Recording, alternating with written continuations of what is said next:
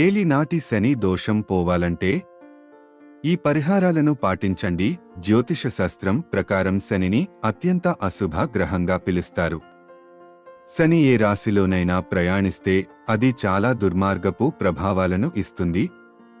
ఇది కాకుండా శని 2.5 ఏళ్ల పాటు ఉంటే ధయ అని అంటారు. అప్పుడు కూడా సంబంధిత జాతకులు క్లిష్ట పరిస్థితులను ఎదుర్కొంటారు. శని ప్రభావం ఎక్కువగా ఉంటే విపరీతంగా వ్యయం చాలా కాలం పాటు ఉంటుంది. చెడు వ్యసనాలు అధికంగా ఉంటాయి.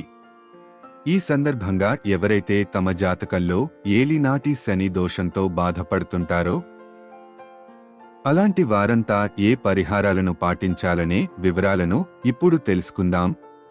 ఏలినాటి శని అంటే ఏంటి? శని చాలా నెమ్మదిగా కదిలే గ్రహంగా పరిగణించబడుతుంది. దాదాపు 2.5 ఏళ్ల పాటు ఒకే రాశిలో ఉంటుంది. శని ఏ రాశిలోనైతే ఉంటుందో దాని ముందు రాశిపై ప్రభావం చూపుతుంది. దీన్నే ఏలిననాటి శని అని అంటారు.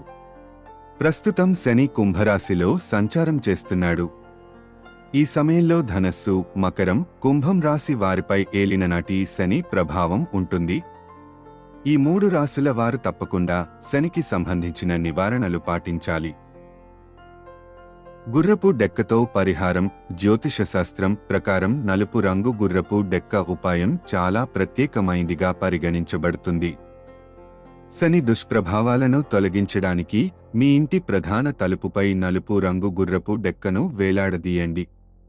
ఇది ఏలిననాటి శని దుర్మార్గపు ప్రభావాల నుంచి మిమ్మల్ని రక్షిస్తుంది. అంతేకాకుండా మీ ఇంటిని చెడు కళ్లకు దూరంగా ఉంచుతుంది. ఇది కాకుండా మీరు మీ మధ్యవేలులు నలుపు రంగు గుర్రపు డెక్క ఉంగరాన్ని కూడా ధరించవచ్చు. హనుమాన్ చాలీసా పారాయణం. జ్యోతిష శాస్త్రం ప్రకారం కొన్ని రాశుల వారు హనుమాన్ చాలీసాను పఠించడం ద్వారా చెడు ప్రభావాల నుంచి దూరంగా ఉంటారని నమ్ముతారు. ప్రతి శని మంగళవారాల్లో సుందరకాండను పారాయణం చేయడానికి మీరు సమయం కేటాయించగలిగితే మీకు చాలా మంచిది.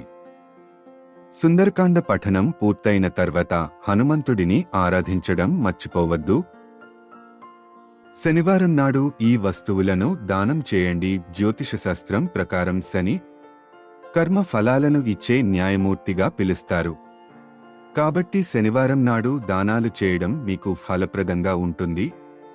మీరు ఏలిననాటి శని ప్రభావాన్ని ఎదుర్కొంటుంటే శనివారం నాడు నలుపు రంగు బట్టలు, నల్ల నువ్వులు, ఆవ నూనెను పేదలకు ఇవ్వండి. ప్రతి శనివారం ఇలా చేయడం వల్ల మీరు అన్ని ప్రతికూల ప్రభావాలకు దూరంగా ఉంటారు. అంతేకాకుండా ఏలినాటి శని సమయంలోనూ మీకు నష్టం జరగదు. అన్నదానం. శనివారం నాడు నల్ల కుక్కకు ఆహారం అందించడం, పేద ప్రజల ఆకలి తీర్చడం లాంటివి ఇవ్వడం ద్వారా ఏలిననాటి శని ప్రభావాన్ని నివారించవచ్చు. దానం చేయాల్సిన ఆహారం మీరు కష్టపడి సంపాదించిన డబ్బు నుంచి తీసుకొని ఉండాలి.